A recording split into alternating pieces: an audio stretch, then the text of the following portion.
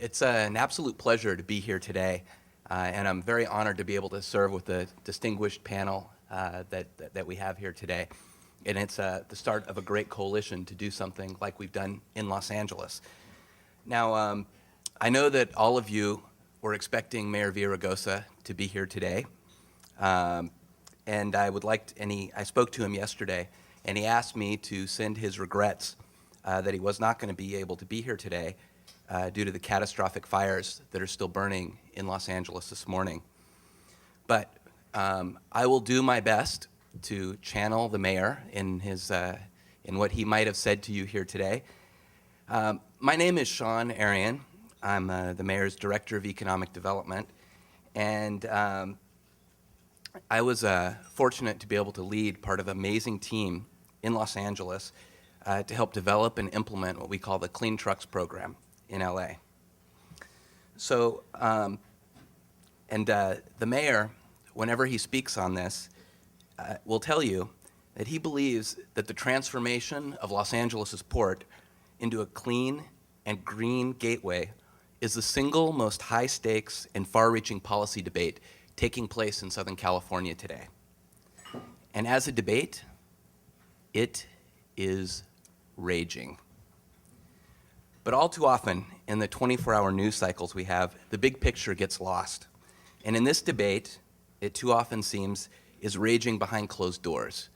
So what I'd like to do today is open those doors a little bit and talk to you a little bit about what we've done in Los Angeles. I'm going to start a little bit with an overview and then dive into some details, because I know a lot of those don't actually usually come out in the press about this. So to start with, Mayor Villaraigosa asked me to thank the Drum Major Institute and Andrea for inviting him to discuss this critical issue and for keeping our eyes on the issues that matter here today.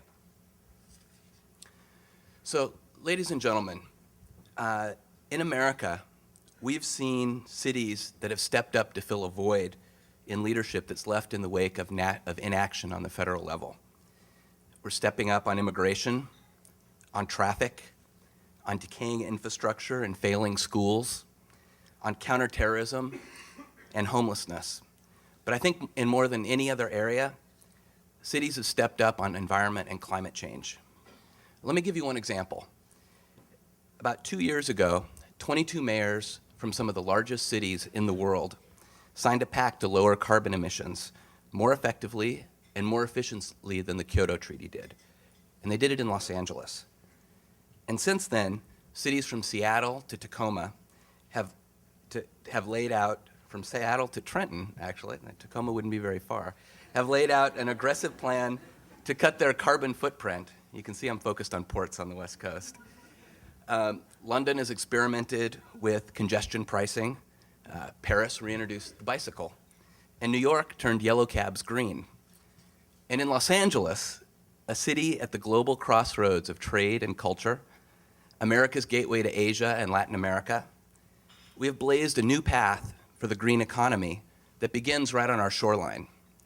The ports of Los Angeles and Long Beach, as you'll hear today, are the economic engine that is driving the Southern California economy.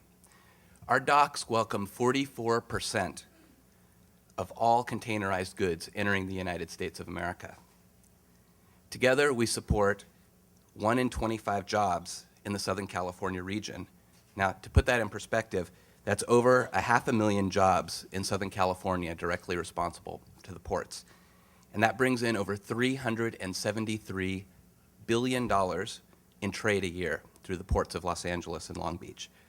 Again, to put it in perspective, that's a lot more than Hollywood or the entertainment industry contributes to the Los Angeles economy. But the fumes of this economic engine have also begun to choke our cities.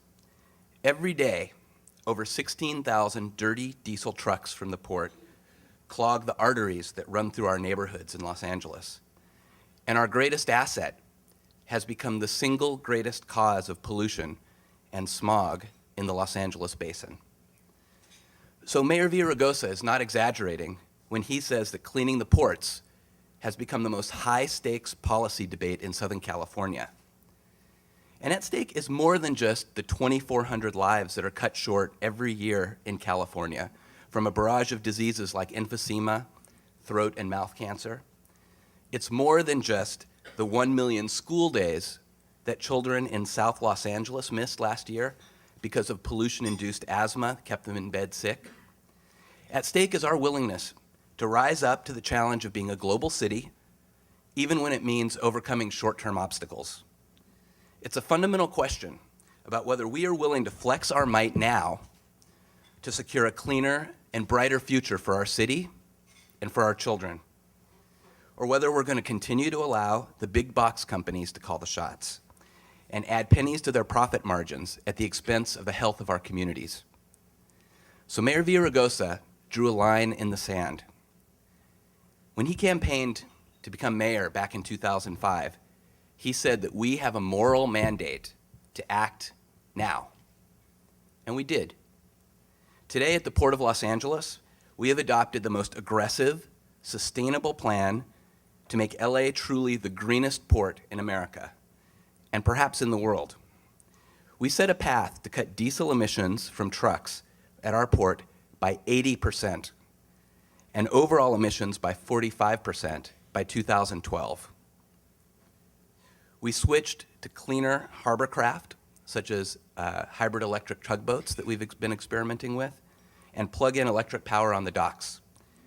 We worked out agreements with ships coming in and out to switch out to cleaner, low-sulfur fuel 20 miles out from the shoreline.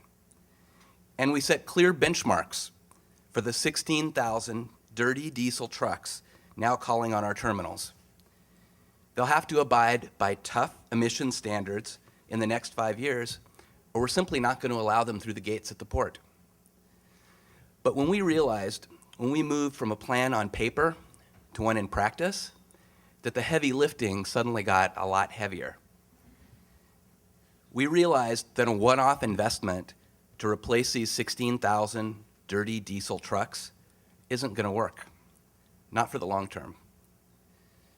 Not when the ports are relying on a third world business model focused on independent operator truckers based on low wages and even lower responsibilities, where the environmental, social, and public safety costs of the industry are externalized onto the citizens of Los Angeles.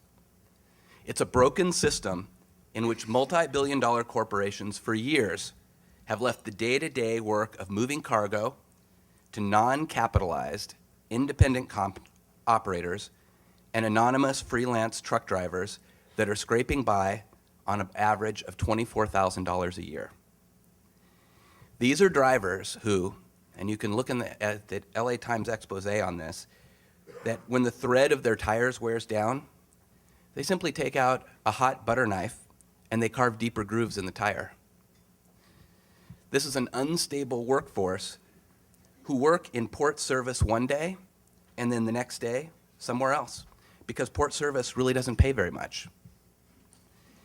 They can't afford new tires, they can't afford health insurance, much less what we're asking them to do today, which is to maintain new $100,000 trucks and then replace them again in 5 years.